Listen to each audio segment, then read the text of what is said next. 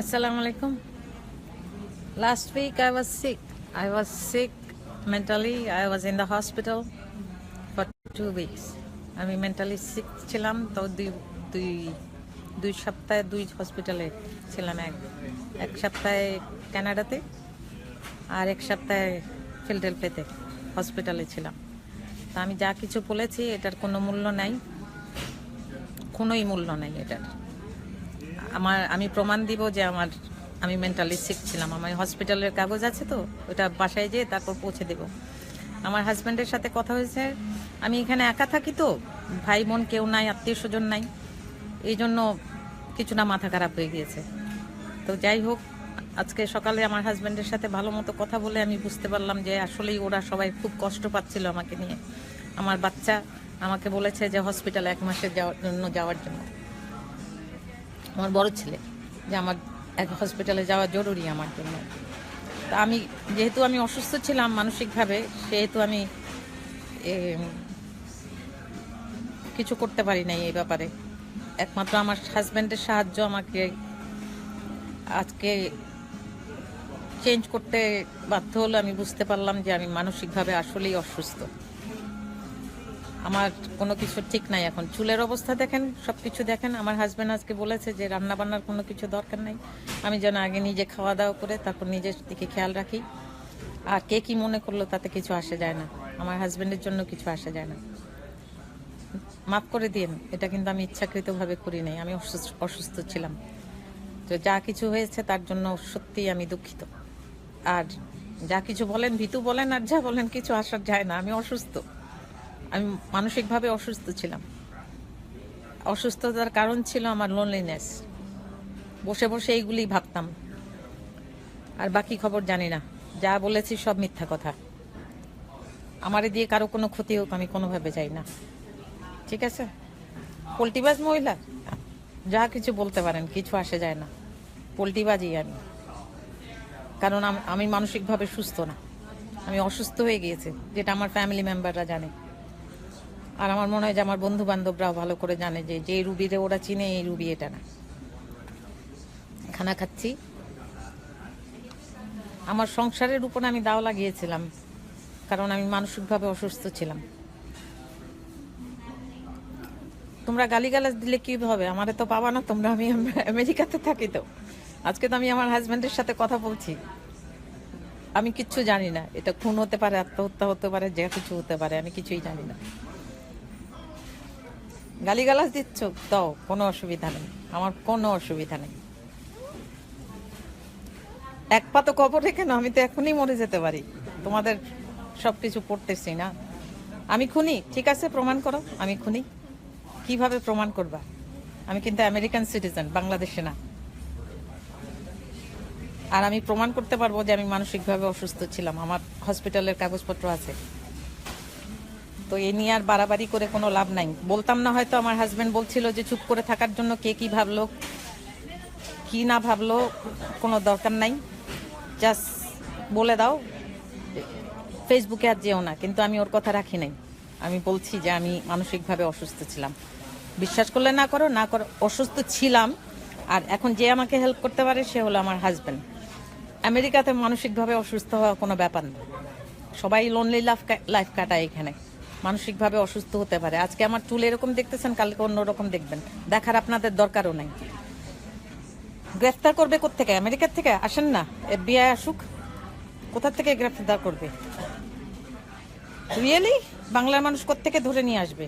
আসো তো ধারে কাছে আমার বাড়ির, আমি বাড়ির পাশে আমার পুলিশ স্টেশন, বাড়িতে আসো। এই বললাম, সুস্থ হওয়ার চেষ্টা করছি, হসপিটালে যাব ইনশাল্লাহ 1 মাসের জন্য। আমার বড় ছেলে বলছে যে মা 1 মাসের জন্য যাও। আর সামিরের ব্যাপার নিয়ে যেগুলি বলেছি এগুলি সব মিথ্যা কথা, এগুলি আমার মস্তিষ্কের কাহিনী, ঠিক আছে? আমি কিন্তু কোনো কিছু বানিয়ে বলেছি প্রত্যেকটা জিনিস। কি খবর আছে তোমার? কিছু করতে পারবা না। আমি বাংলাদেশে আসলে তো আমার যাওয়ার ইচ্ছা নাই। Thank you. আসসালামু আলাইকুম। রাত এখন 1:30 বাজে আমেরিকাতে। আমি ঘুমাচ্ছিলাম। রাত 1:30 বাজে, আমি কি ঘুমাতে পারি?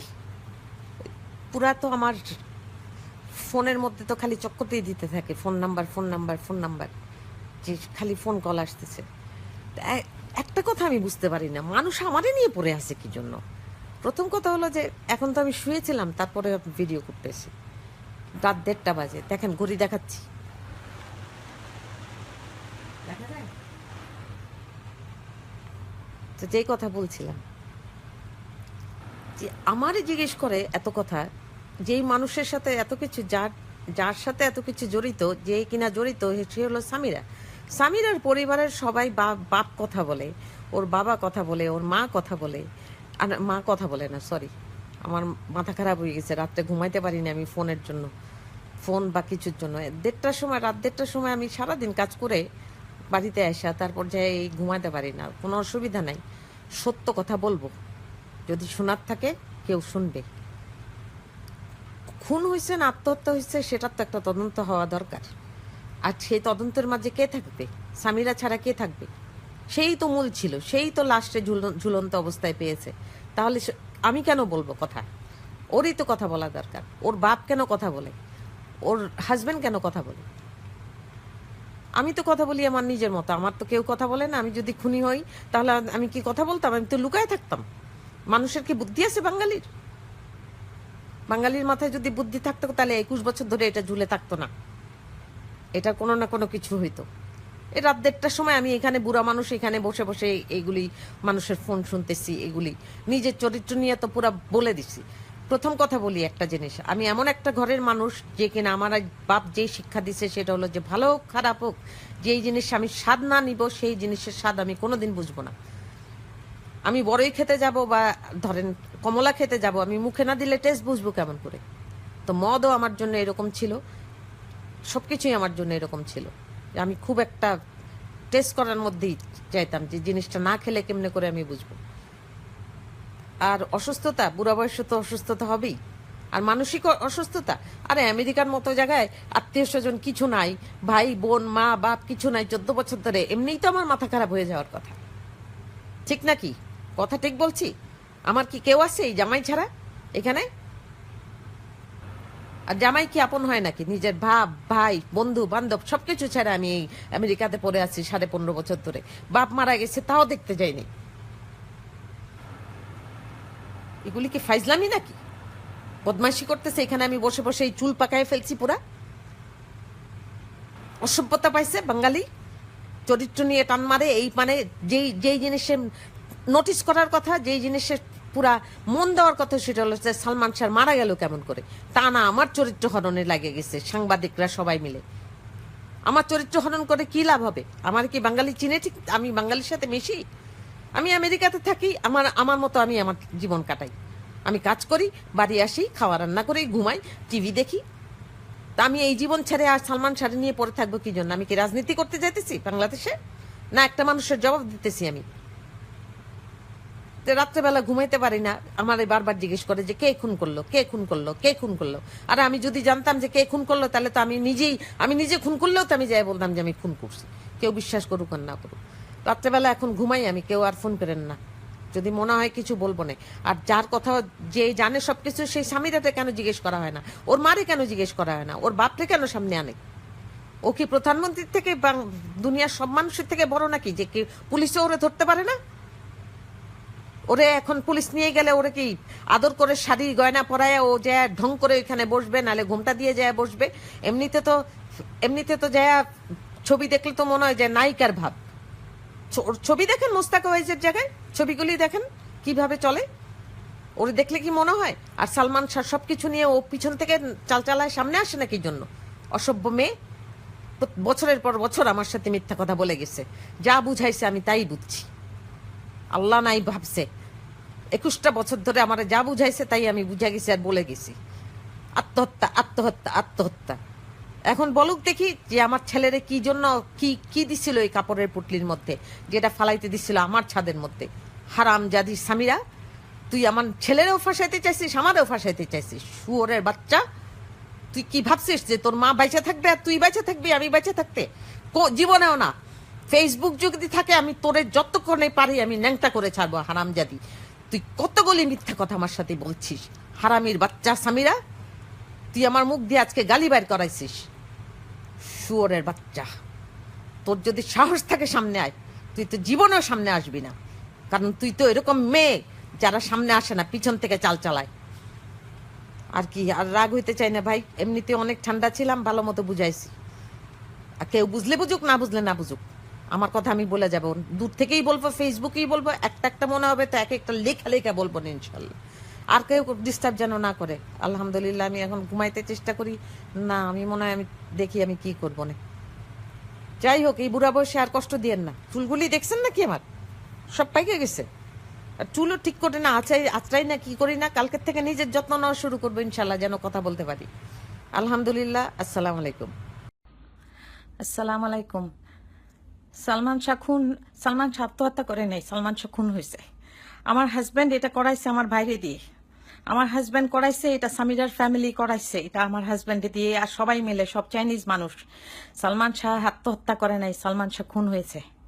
আমি রুবি এখানে ভেগে আছি, আমি ভেগে আছি। এই কেস শেষ যেন না শেষ হয়, আমি যেভাবে পারি আমি যেন ঠিক মতো যেন আমি সাক্ষী দিতে পারি। আপনি আমার জন্য দোয়া করেন। আমার খুন করার চেষ্টা করা হচ্ছে, দয়া করে আমার জন্য দোয়া করেন। আমি ভালো নাই, আমি কি করব আমি জানি না। এতটুক জানি যে সালমান শাহ, ইমন আত্মহত্যা করে নাই। ইমনের স্বামীরা, আমার হাজব্যান্ড ও স্বামীরার সমস্ত ফ্যামিলি সবাই মিলে খুন করছে। প্লিজ দয়া করে কিছু করেন।